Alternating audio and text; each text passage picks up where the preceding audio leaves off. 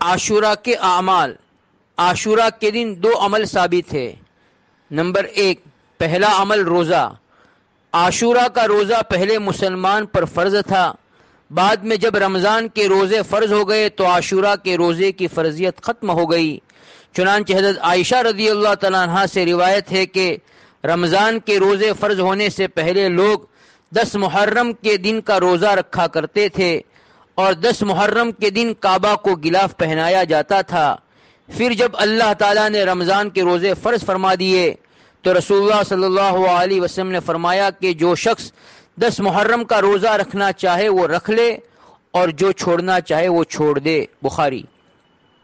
عاشورہ کے روزے کی فرضیت ختم ہو گئی، لیکن آج بھی بطور نفل اور سنت کے عاشورہ کے دن کا روزہ رکھا جاتا ہے۔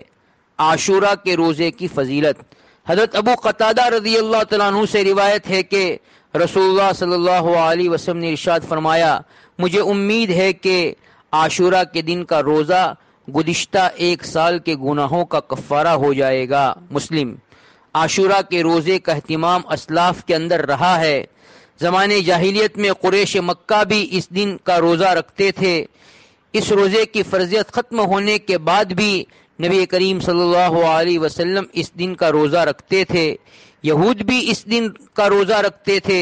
چنانچہ حضرت ابن عباس رضی اللہ تعالیٰ عنہما سے روایت ہے کہ رسول اللہ صلی اللہ علیہ وسلم جب ہجرت فرما کر مدینہ منورہ تشریف لائے تو آپ نے یہودیوں کو اس دن روزہ رکھتے ہوئے دیکھا۔ آپ نے ان سے پوچھا کہ اس دن کی کیا خصوصیت ہے کہ تم روزہ رکھتے ہو؟ انہوں نے کہا کہ یہ بڑا عظیم اور نیک دن ہے۔ اسی دن اللہ تعالیٰ نے حضرت موسیٰ علیہ السلام اور ان کی قوم بنی اسرائیل کو فرعون سے نجات دی اور فرعون اور اس کی قوم کو سمندر میں غرق کیا۔ اس کے شکرانے میں حضرت موسیٰ علیہ السلام نے اس دن روزہ رکھا تھا، اس لیے ہم بھی روزہ رکھتے ہیں۔ تو رسول اللہ صلی اللہ علیہ وسلم نے فرمایا کہ تمہارے مقابلے میں ہم حضرت موسیٰ علیہ السلام سے زیادہ قریب ہے اور بطور شکرانہ روزہ رکھنے کے زیادہ حقدار ہے۔ چنانچہ رسول اللہ صلی اللہ علیہ وسلم نے خود بھی روزہ رکھا اور اپنے صحابہ کو بھی اس کا حکم دیا۔ مسلم۔ ایک مرتبہ حضرات صحابہ رضوان اللہ علیہم اجمعین میں سے کسی نے نبی کریم صلی اللہ علیہ وسلم سے عرض کیا کہ اللہ کے رسول، یہ 10ویں محرم کو تو یہودی بھی روزہ رکھتے ہیں اور ہم بھی رکھتے ہیں، تو گویا ان کے ساتھ ایک طرح کی مشابہت لازم آتی ہے۔ تو نبی کریم صلی اللہ علیہ وسلم نے ارشاد فرمایا کہ اگر میں آئندہ سال زندہ رہا تو میں 9ویں کا بھی روزہ رکھوں گا۔ مسلم۔ اور مسند احمد کی روایت میں یہ بھی ہے کہ تم صرف 10 محرم کا نہیں بلکہ اس سے 1 دن پہلے یا 1 دن بعد کا بھی روزہ رکھو تاکہ یہودیوں کے ساتھ مشابہت لازم نہ آئے۔ آئندہ سال محرم سے پہلے ہی نبی کریم صلی اللہ علیہ وسلم کا انتقال ہو گیا اور روزہ رکھنے کی نوبت نہیں آئی۔ تنہا 10 محرم کا روزہ۔ فقہا فرماتے کہ اکیلے 10 محرم کا روزہ خلاف اولا اور مکروہ تنزیہی ہے۔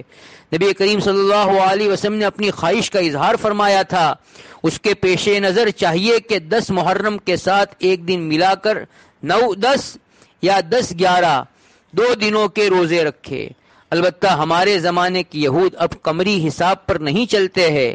چنانچہ معارف الحدیث میں حضرت مولانا منظور نعمانی صاحب رحمۃ اللہ علیہ تحریر فرماتے ہیں کہ ہمارے زمانے کی یہود کا حساب کتاب قمری سال پر نہیں رہا، اس لیے وہ چاہے عاشورہ کا روزہ رکھتے ہو لیکن ہمارا عاشورہ اور ان کا عاشورہ اب ایک ساتھ نہیں رہا۔ اس لیے جو علت تنہا عاشورہ کا روزہ رکھنے کی کراہیت کی تھی اب وہ باقی نہیں رہی۔ عاشورہ کے دن گھر والوں پر وسعت کرنا۔ نمبر 2، دوسرا عمل عاشورہ کے دن گھر والوں پر وسعت کرنا ہے۔ متعدد احادیث سے یہ بات ثابت ہے کہ جو شخص عاشورہ کے دن اپنے اہل و عیال پر کھانے پینے اور دیگر اخراجات میں کشادگی کرے گا تو اللہ تعالیٰ اس کے سال بھر کی روزی میں کشادگی فرمائیں گے۔ بیہقی۔ چنانچہ اسلاف کے ہاں اس کا معمول تھا۔ مشکات کے اندر یہ چیز موجود ہے کہ اسلاف اپنے گھر والوں کے ساتھ اس کا اہتمام کرتے تھے، لیکن اس کا یہ مطلب نہیں ہے کہ کوئی مخصوص کھانا پکایا جائے جیسے کھچڑا اور حلیم پکانا۔ بعض لوگ اس کا اہتمام کرتے ہیں، یہ سب جہالت ہے۔ کوئی بھی اچھی چیز اس دن اپنے گھر والوں پر وسعت کی نیت سے پکائیں، یا خرچ میں کشادگی کر دے، سب کی اجازت ہے، اس کی برکت انشاءاللہ حاصل ہوگی۔ روایت سند کے اعتبار سے ضعیف ہے، مگر دیگر احادیث سے تقویت حاصل ہو جاتی ہے، اس لیے قابل عمل ہے۔ اسلاف کے یہاں بھی اس عمل کا اہتمام رہا ہے۔ عاشورہ کے دن وسعت پر ایک اشکال اور اس کا جواب۔ حضرت شیخ رحمۃ اللہ علیہ نے ایک اشکال پیش کیا ہے کہ اس دن آدمی اپنے گھر والوں کے لیے وسعت کرے، اور دوسری طرف یہ ہے کہ اس دن میں روزہ رکھے، تو وسعت پر عمل کیسے ہوگا؟ تو حضرت شیخ یونس صاحب رحمۃ اللہ علیہ نے اس کا یہ جواب دیا ہے کہ وسعت سے مراد اس کے اسباب ہے۔